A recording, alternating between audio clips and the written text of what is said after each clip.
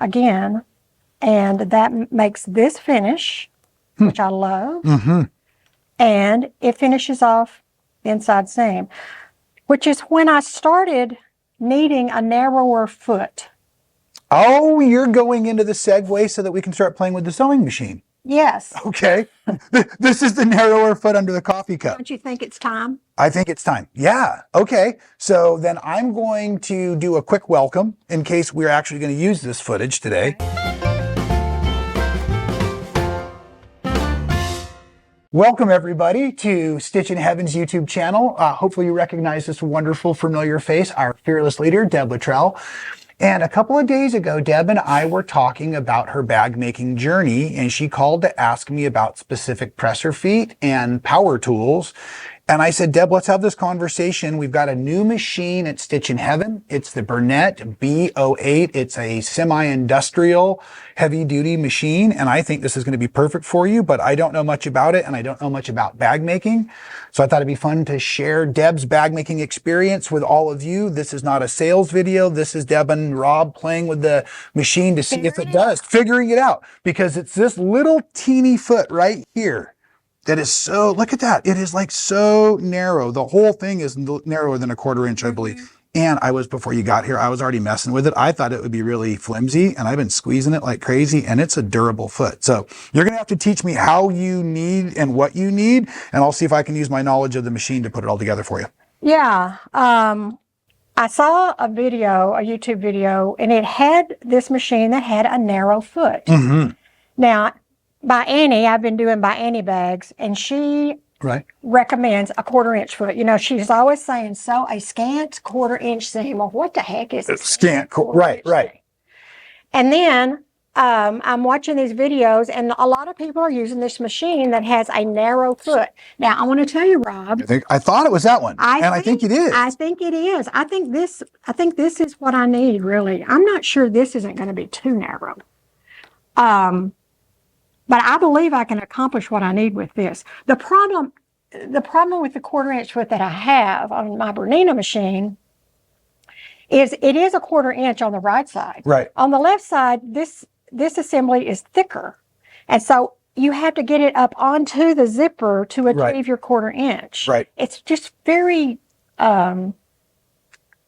awkward.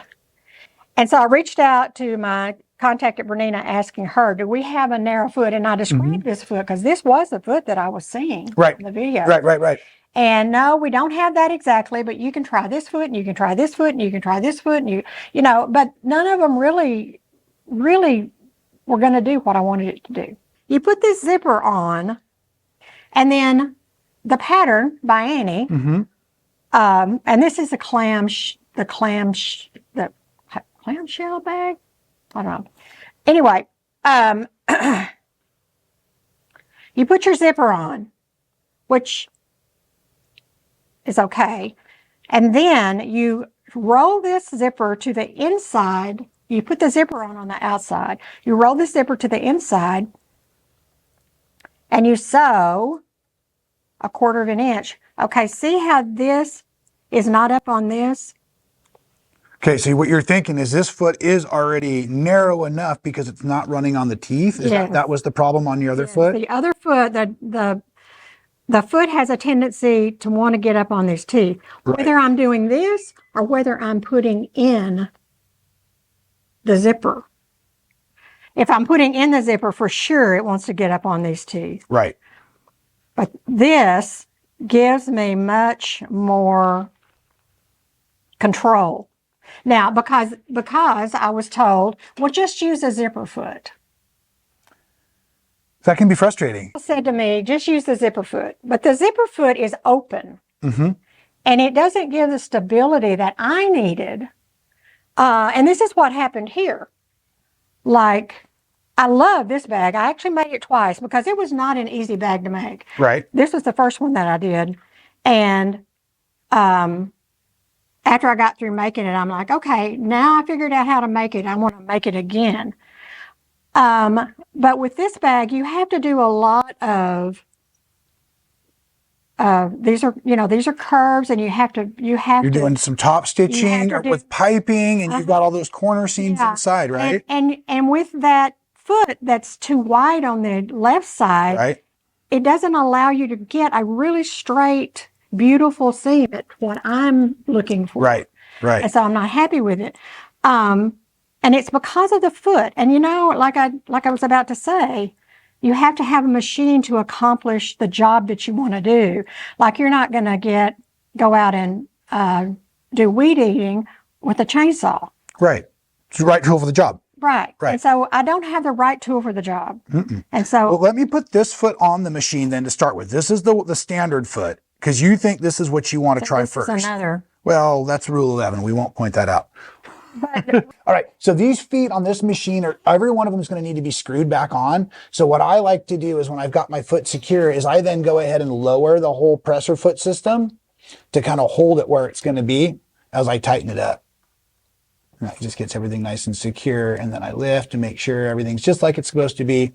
Okay. I haven't checked to see if there's a bobbin in here, so we're going to do that real quick. I was playing with it. I think there is. Yes, we're good to go. And Deb, this little pink fabric here is just a sample. Let's just have you run the machine a little bit just to get a feel for it, because it has a speed regulator on it. Okay, I've got to have glasses. Okay. Oh, and the other thing I'm going to point out while our fearless leaders wandered off the set here today, and again in our very fun and impromptu video, the foot control, I was reading about it. I believe we can add an accessory. Did you get your glasses? Those are cute. I believe we can add an accessory to make the thread cutter work. So for today, you're just going to use your thread cutter button here. Okay. But I was reading about it. There's a cool accessory. Look at the size of that foot control. That's not going to get away from you, though. It's not going anywhere. No, it's not. And that's going to be down there. And okay, so I'm going to trade spots with you, and I'm going to ask you just to work on a seam. And see how this thing sews. Yep. And then in a little bit, if you're interested, I've got the edge guide, and that's something that I use all the time. Okay, and we have to lower the presser foot. Correct. This is a manual machine. Yes. Mine at home, you don't have to. Right. It knows what you're thinking. Woo! That's nice. And that's the slow speed. Oh my gosh. So it is 1,600 stitches per minute. It reminds me of my old Brother 1600. It's very much like a Brother 1600, a Baby Lock Jane, like our Handy Quilter 510. That's why I wanted to compare the differences. Yeah. Oh, okay. Yeah. So now let's do this. Okay. Let's do another seam, and I'm actually going to speed the machine up for you to full speed. Okay. So just keep your fingers clear, and don't forget, you've got to lower your foot. Lower my foot. Okay. And I want to do another test out. Yikes. Right? Right. So sometimes that torque and that power. Okay. So now one of the things I know that some of these mid-industrial, these light industrial machines will do, you'll get used to it. And there is a knee lift that you can add. Will you please try to sew with the foot in the up position? I want to see, because these machines are also awesome for free motion, if it will stitch right now. Watch your fingers. No. Perfect. Okay. So the folks at home couldn't see, but there was a red and green light that started flashing. So this machine also, like the Handy Quilter, has the safety regulator. My original one didn't. It would sew, and it's not such a big deal because you can see your foot's up right now. But when you're using the free motion hopping feet, right? A foot like this or a floating foot, you can't tell when your presser foot's down, and you'll get this giant caterpillar on the back of your quilt. And you've got all those layers, and it's bigger. So anyways, I'm really glad to know that this machine will not sew. Okay, well, what I love about, another thing I love about this machine, I measured the other day when I was first looking at it, this is a 9-inch space right here. Right.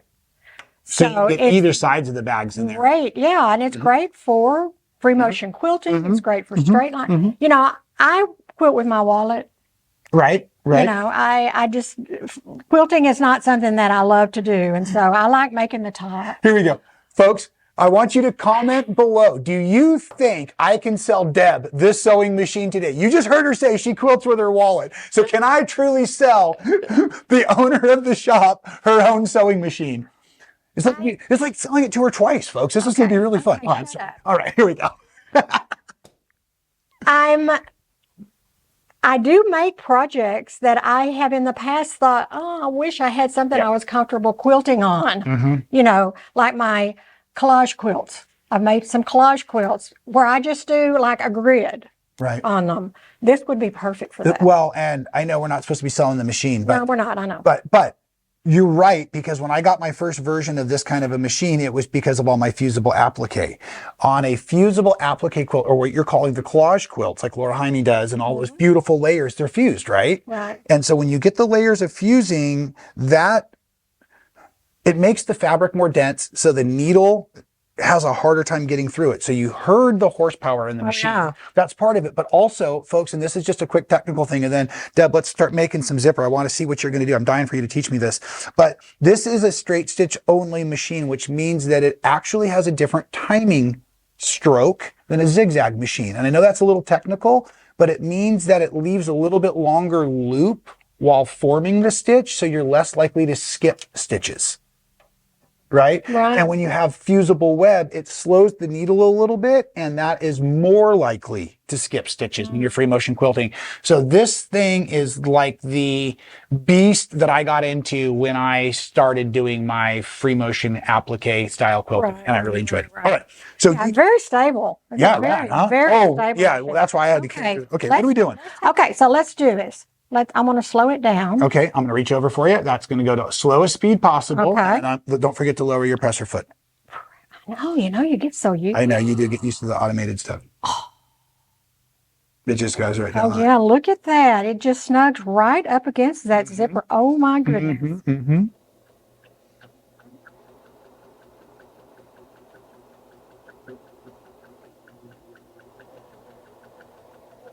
Do you feel like you have to feed it, or is it just kind of taking it for you? Oh, here, Deb, let me stop you. Okay. There is a needle down feature, so I'm going to push this button, and it's going to leave the needle in. It has a needle. So whenever you stop, it'll leave the needle down. Okay.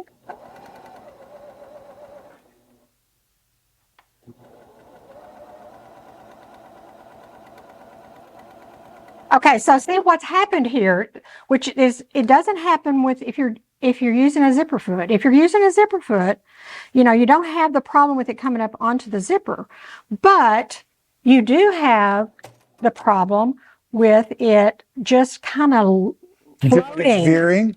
Yeah, it just floats. And you don't get this really good straight. See what a good straight seam I got there? Okay. So. And this is what you were trying to tell me about. So you pull the zipper over to the right side, and you cover your raw edges. Okay. And do you want me to switch out feet? You still want to try the thicker foot? You said. Yeah. Okay. Yeah. No. I'll just stay out of the way. I wanna keep going with that. I like to never figure this out from the instructions. I had to watch videos. I still have a collar on my shirt pattern that I just cannot get for the life of me. And don't forget to put your foot down. It's not automated. Okay. That's okay. Okay, but see, on my other machine, that foot would have come up onto the zipper. Right, because you have just enough space on the other side, on our left-hand side of the foot. Right. Oh yeah, oh yeah, oh yeah. And then when you go around corners and all of that kind of good stuff, you don't have that extra width of the zipper foot on.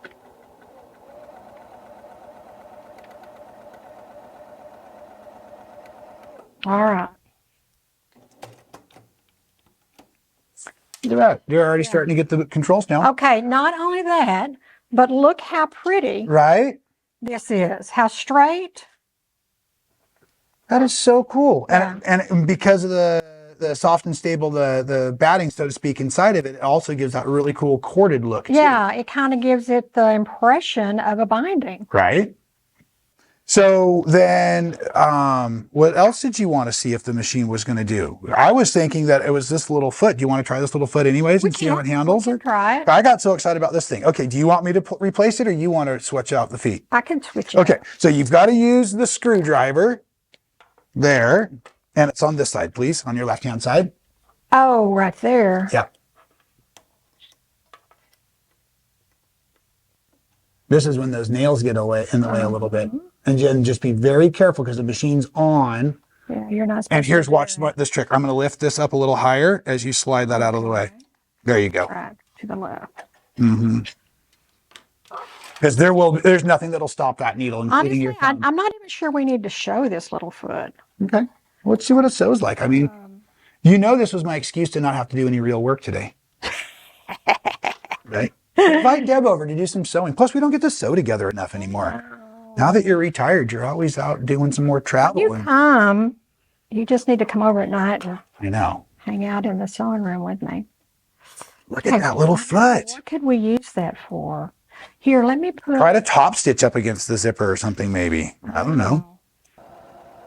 It looks to me like it doesn't feel as stable. It's not as stable. Yeah, because I can see your hands doing this already. Not as stable for sure. But it may be because I'm on the edge. That's what I was wondering. Here, can I try something? Sure. Because this is what I was thinking. When you and I were talking on the phone, I was thinking that by using the edge guide on the top, on the really thick stuff, because I thought you were going to have to use that little foot. That's not bad. Oh, it doesn't. If you wanted a really narrow bind. Right. Oh, right. If you wanted a really, look at that. That almost looks like piping. Mm-hmm. If we had some clips, do we have? I've got clips. Do we have clips? I'm falling in love with these darn things. I got them all over the place now.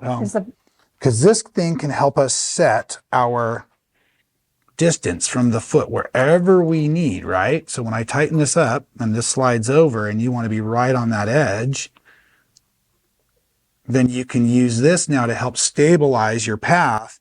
And that way, as long as you know that the edge of this binding is right along the outer edge, this other edge over there of that foot, that should give you an accurate or consistent, maybe that's the word I'm looking for, consistent.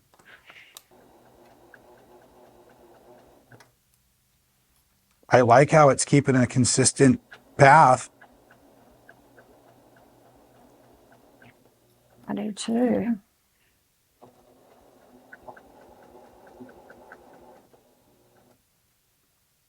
And technically, wherever we placed that metal edge guide, we could have actually got the stitch right on the edge too. I don't know if does it make it any easier to see where you're sewing? Yeah. Yeah, that might be the other advantage, really, is just being able to see. So it's pretty on this side. Ooh, and it's pretty on this side. Right. See, that's the problem that I have. If this was a quilt, which I machine bind all I do too. quilts. I do both sides by the machine. Yeah. Yeah. And sometimes I do it on the front, and then you have the issue with it not looking so pretty on the back. Correct. But if you do it on the back, sometimes, you are dealing then with the front. Right. This is very finished and looks very good on each side. Now, if I wanted it... And yeah, in theory, if you don't move this, technically, and you buck that edge up there, it should all but line up. Oh, here, go all the way over. Are you trying to sew onto this edge? No, I'm trying to. Oh, you want to be right in the ditch. Okay, I see what you're doing. Okay. And so we could. Yes, you can. This, of course. Pull it over to here. Okay, let's see what that does. And then I'm not in the ditch, but I'm a teeny tiny presser foot width away with this small presser foot. Yeah, I hadn't thought about it as being an in the ditch foot because it comes with an in the ditch foot. The machine does itself. This is the version of... Yeah, I'm not necessarily in the ditch. I'm just up against... Well, see, in a machine like this, because it doesn't have a zigzag, you can't move the needle. So the other foot it comes with, see, it's got the blade that goes right down the center.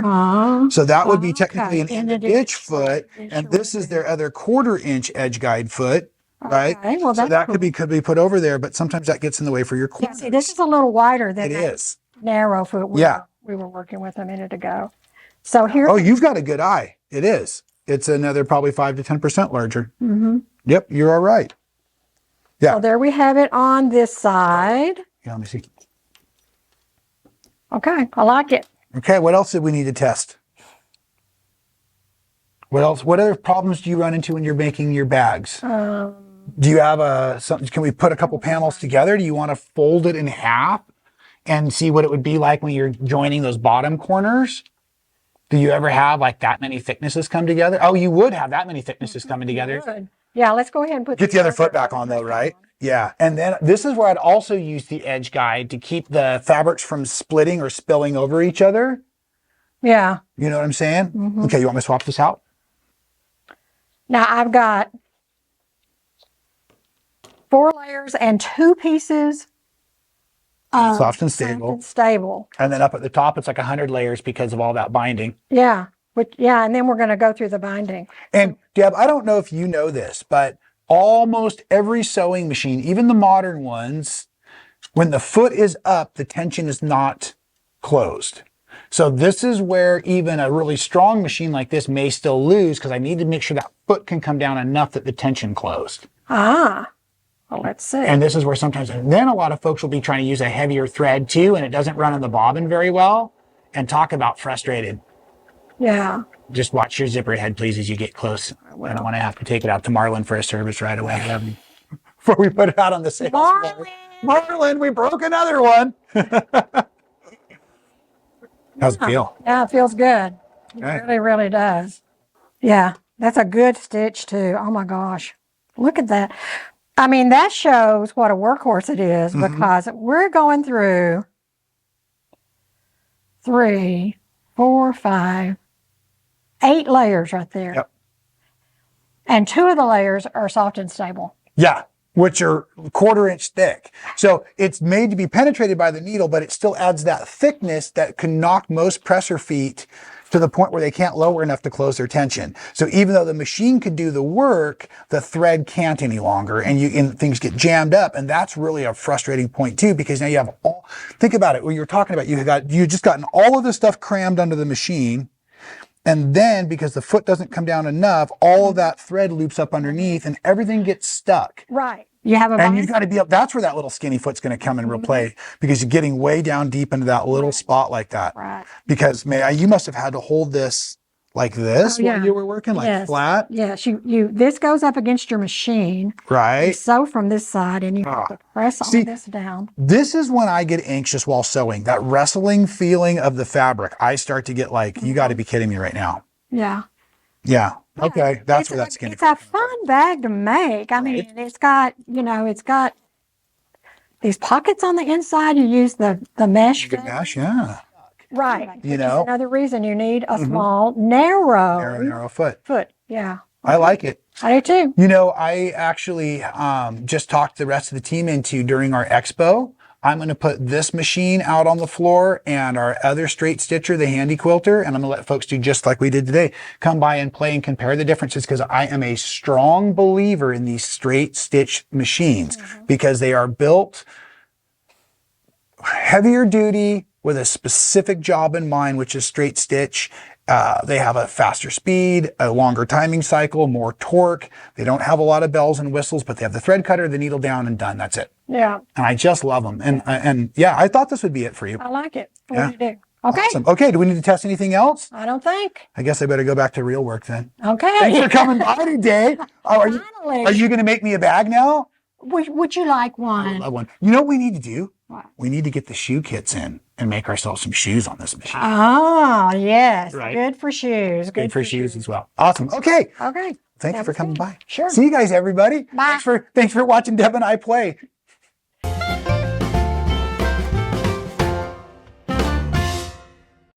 Thank you so much for watching all the way to the end of the video. It really helps support our channel. If you haven't subscribed, do so now. Hit the little button to be notified every time we go live or do a new video for all of you. And here's one from the past I think you'll really enjoy.